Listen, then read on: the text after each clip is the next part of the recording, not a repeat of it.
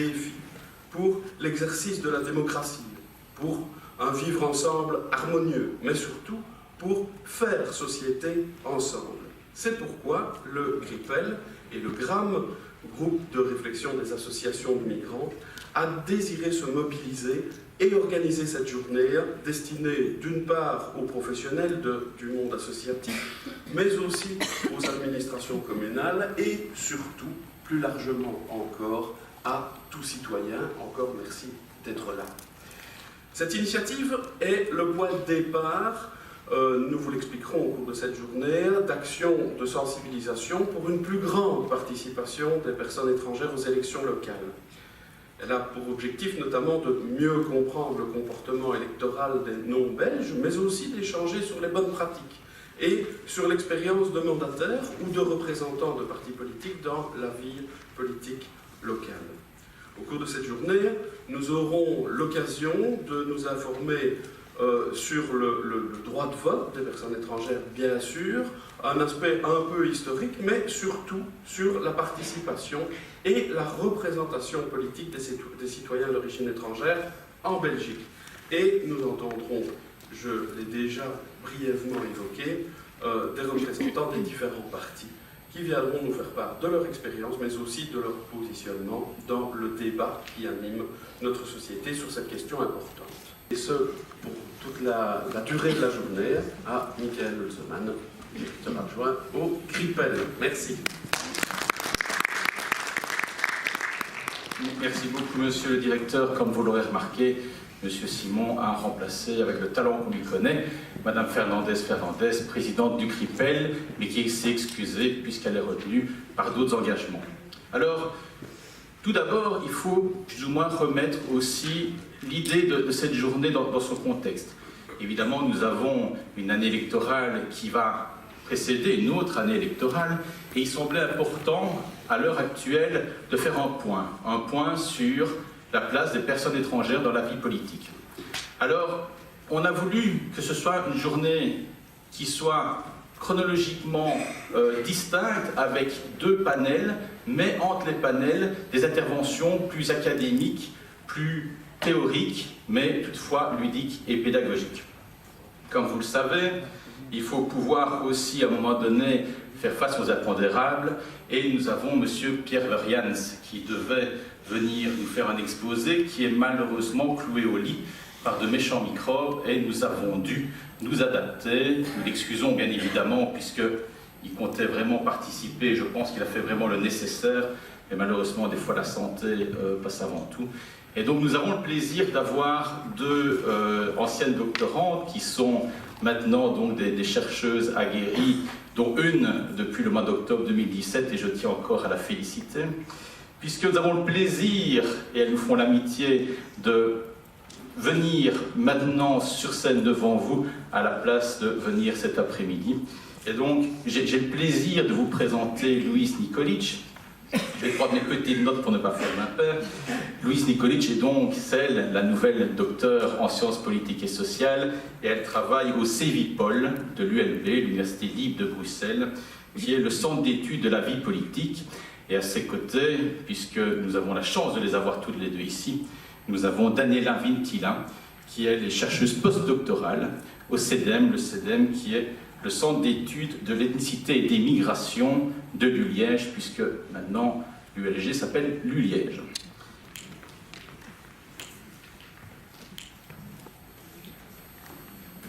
Donc, bonjour à tous et merci beaucoup aux organisateurs de cette journée de réflexion pour nous avoir invités aujourd'hui. Alors, notre présentation visera à contextualiser un petit peu le cas belge en le comparant avec la situation dans d'autres pays européens. Et dans la première partie de la présentation, je vais parler un peu sur la législation concernant les droits électoraux des étrangers en Europe. Et puis, dans la deuxième partie, nous allons vous donner quelques chiffres sur la façon dont les étrangers votent et sont élus en Belgique et dans d'autres pays européens. Donc, concernant la législation qui permet aux étrangers de participer dans la vie politique de leur pays d'accueil, quand on parle... Moi, mais je suis malade, et comme ma maman ne vient jamais seule, ma fille est malade aussi, donc ce qui fait que c'est un peu une journée particulière. Et voilà, je voudrais remercier aussi le CRIPEL d'avoir pris cette initiative. Je pense que c'est une initiative importante pour une journée comme celle d'aujourd'hui. Et le thème est important, mais il est aussi quelque part, d'une certaine manière, un peu pénible de devoir reposer cette question sur le métier encore et toujours. Pourquoi pénible? D'abord, pour une première raison, c'est que la question de la participation des personnes d'origine étrangère est un sujet qui ne va toujours pas de soi, qui pose toujours d'énormes difficultés et qui est très révélatrice de l'état de notre société par rapport à sa propre diversité. La difficulté à prendre en considération de manière inclusive la diversité des publics sans les problématiser. Et en cela, la question, si on l'analyse de près, vraiment soulève de sérieuses difficultés par rapport à l'état d'acceptation de la différence dans notre société. Ceci étant, pour parler de mon parcours, moi je suis venu à la participation politique en ayant été auparavant un observateur de ces questions de participation politique des personnes d'origine étrangère. Et au moment où j'ai commencé à m'intéresser à ces questions-là comme observateur, la situation était très différente de celle qu'elle est aujourd'hui. Quand au début des années 90, on posait cette question, on était dans une situation où les personnes d'origine étrangère, par le fait qu'elles étaient majoritairement étrangères juridiquement, c'est-à-dire qu'elles étaient des non-nationaux. Aujourd'hui, une grande partie de la population d'origine étrangère est devenue citoyenne par le fait de la naturalisation. À l'époque, ce n'était pas vraiment le cas. Et un des premiers combats qui se posaient à l'époque, c'était celui du droit de vote. Un combat qui a fini par aboutir à un élargissement du droit de vote, et ce sont des combats que moi j'ai accompagnés beaucoup, j'ai beaucoup réfléchi, participé à des actions. Et c'est un premier combat qu'on a dû mener. Et à l'époque, lorsqu'on menait ce combat pour le droit de vote, il y avait des espoirs énormes que la participation politique pourrait apporter un certain nombre de réponses aux enjeux d'inégalité sur le plan socio-économique, de discrimination, de lutte contre la discrimination, de lutte contre le racisme. Situation qui aujourd'hui, évidemment, l'équation participation politique, amélioration systémique des conditions des personnes d'origine étrangère, une tâche colossale vis-à-vis de laquelle la seule chose qu'on peut véritablement faire, c'est d'être un rôle de conseiller. C'est ce que je me suis... Suffisante. Elle est faible, si je ne veux pas dire presque insignifiante. On a dit au niveau fédéral, régional, la représentativité est très faible. Alors,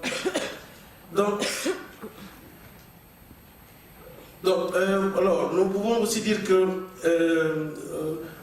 si nous parlons par exemple pour certains pays comme vu le contexte historique, par exemple entre la Belgique et la RDC, mon pays d'origine, avec 80 ans de vie de colonisation, la présence de cette communauté dans la vie politique n'est pas encouragée ou soutenue, ou n'était pas. Bon, maintenant nous sommes là, nous essayons. Alors, les raisons existent, il y a plusieurs raisons, mais ce n'est pas le cas de les étayer ici. Bon, comme mesure à prendre, nous proposerons l'inscription des étrangers européens et non européens aux listes des électeurs pour les communales de 2018. Ce droit est peu utilisé. On l'a aussi souligné tout à l'heure, ce droit est peu utilisé. En effet, les pouvoirs publics doivent multiplier les campagnes en y associant le monde associatif. Nous, à Serein, parce que notre aspect est basé à Serein, donc nous travaillons sur le territoire Serein-Flémal et grâce au Loin Saint-Nicolas, nous avons fait cette campagne vraiment pour l'inscription en 2012, pour l'inscription des étrangers non européens sur les listes. On avait pris les formulaires, on allait de porte en porte pour que les personnes s'inscrivent. Nous les connaissons parce que nous vivons avec eux, nous sommes plus proches d'eux que parfois l'administration. Mais on vient de le dire encore ici, le monde associatif est souvent négligé dans ce genre d'action.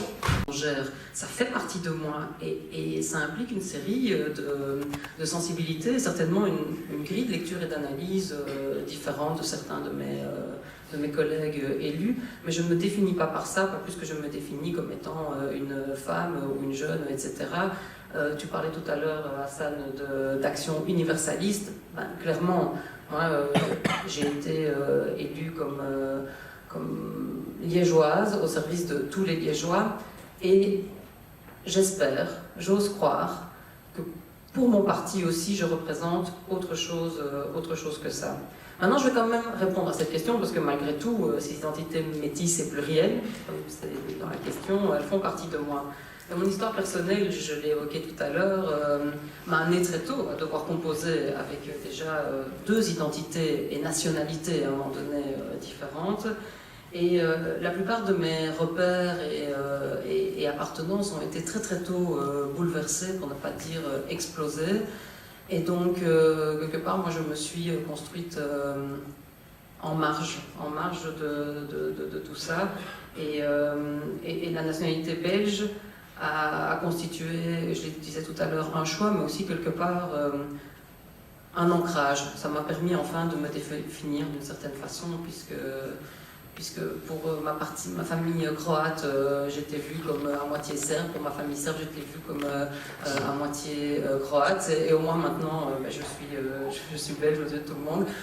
Et je vais dire qu'au-delà de la politique, le moment où c'est le plus difficile pour moi de combiner mes identités métisses et plurielles, c'est peut-être pendant les Coupes du Monde ou les Euros de foot. Parce que la Belgique se débrouille toujours quand même pour à un moment donné jouer soit contre la Croatie, soit contre la Serbie, quand c'est pas la Croatie et la Serbie. Merci d'abord, je vous remercie en tout cas pour cette invitation et par ma voix, la présidente d'arrondissement et Madame Vinciane Pirou-Mollet vous salue, vous présente en tout cas ses félicitations pour l'organisation de cet événement.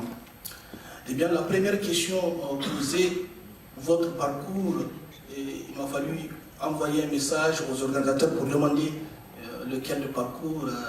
Donc, il y en a, en ce qui me concerne, deux professionnels et politiques.